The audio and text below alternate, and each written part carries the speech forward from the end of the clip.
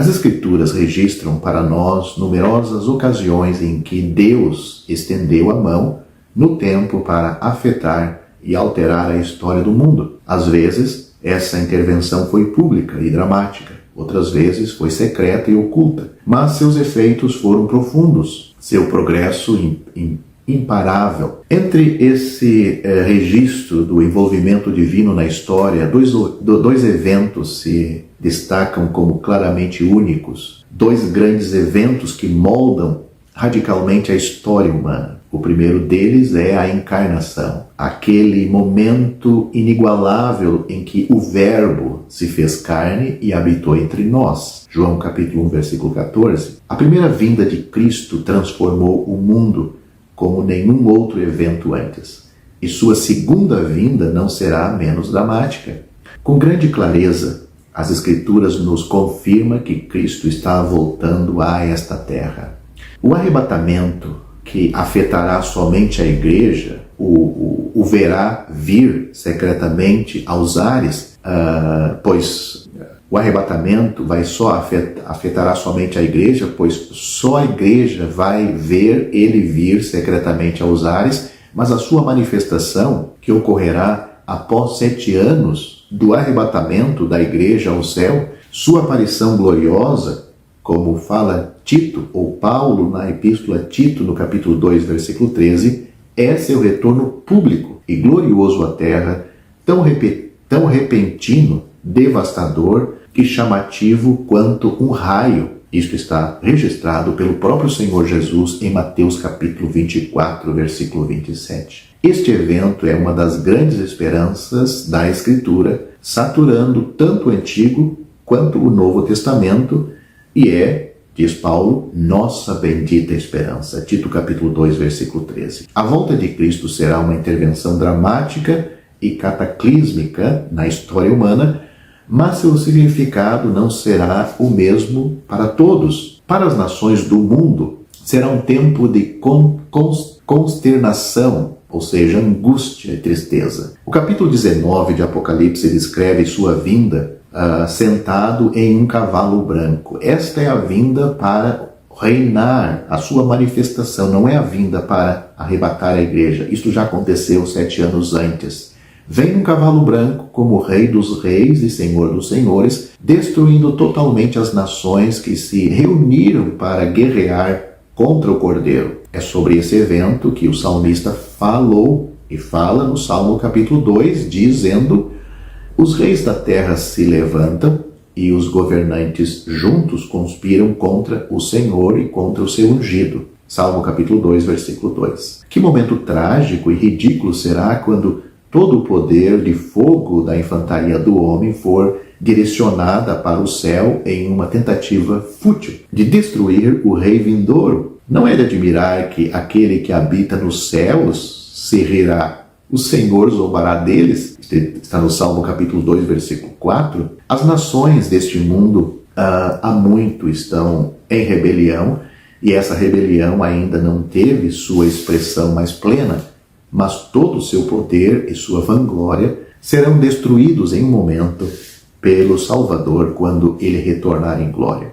Para Israel, seu retorno será um tempo de restauração. Deus ainda tem um lugar para seu povo terreno, e quando Cristo voltar, um remanescente fiel saudará seu Messias, pois eles vão ser salvos com a pregação do Evangelho do Reino, algo que está, pelo menos tem o seu início em Apocalipse capítulo 7, 144 mil israelitas farão isto.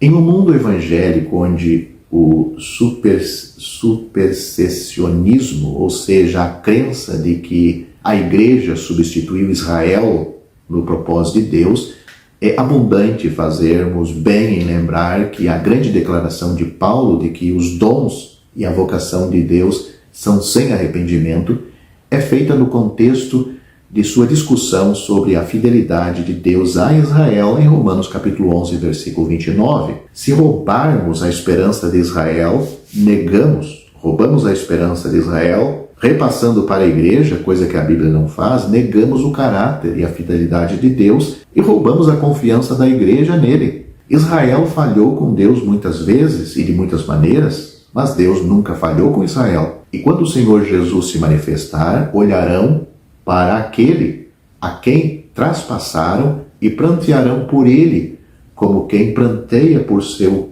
único filho, e terá amargura por causa dele, como quem sente amargura por seu primogênito. Isso está falando do arrependimento de Israel, quando Cristo vem em glória. Zacarias capítulo 12, versículo 10, e naquele dia haverá uma fonte aberta para a casa de Davi, e para os habitantes de Jerusalém, pelo pecado e pela impureza. Zacarias capítulo 13, versículo 1. Por fim, a nação será restaurada ao relacionamento com Deus. Farei passar a terça parte pelo fogo, e os purificarei como se purifica a prata, e os provarei como se prova o ouro. Eles invocarão o meu nome, e eu os ouvirei e direi, é o meu povo. E dirão, o Senhor é o meu Deus. Zacarias capítulo 13, versículo 9. Para Cristo será um tempo de vindicação. O mundo viu pela última vez o Senhor Jesus em uma cruz. Para o judeu, era um símbolo de alguém amaldiçoado. Para o gentil, indicava um criminoso tão vil, tão desprezível, que apenas a morte agonizante e vergonhosa de um escravo rebelde era merecida. Embora os apóstolos pregassem a ressurreição e a ascensão de Cristo, para muitos esse veredito nunca foi revertido. Nosso Senhor ainda é rejeitado e renegado. Seu precioso nome é difamado e blasfemado. Seu caráter é atacado, sua pessoa é negada. Mas Deus levou em conta cada reivindicação feita contra seu filho, e na terra onde ele foi rejeitado, e entre aqueles que o rejeitaram, Cristo será vindicado.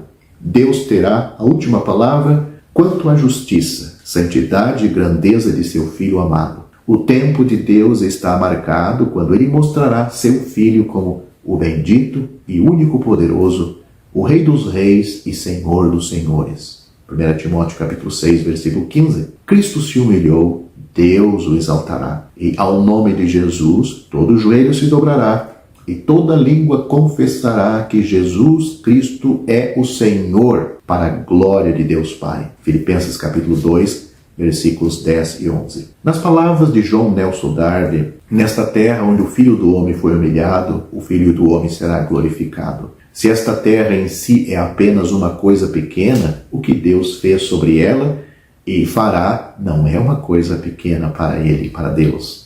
Essas são as palavras de John Nelson Darby. Esses três aspectos da manifestação de Cristo, ou seja, a consternação, restauração e vindicação, são mais do que suficiente para nos fazer ansiar por este grande evento, para torná-lo uma bendita esperança que não será eclipsada por nenhuma outra. Ver nosso Salvador receber seu lugar de direito, ver Israel restaurado e ver a injustiça do mundo julgada e corrigida, será uma experiência tremenda. No entanto, Deus tem algo além da observação em mente para a igreja.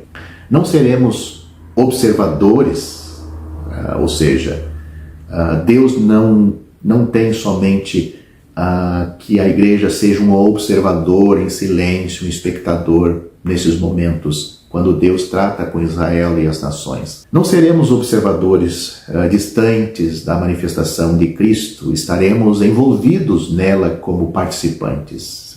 Cristo não está voltando sozinho, a igreja é vista acompanhando os exércitos do céu e o acompanharão em cavalos brancos vestidos de linho finíssimo, branco e puro. É isso que diz Apocalipse capítulo 19, versículo 14. Que graça é essa que nos permite não apenas testemunhar, mas acompanhar sua glória, sua vitória e seu triunfo. Como toda a esperança do crente, nosso envolvimento na glória,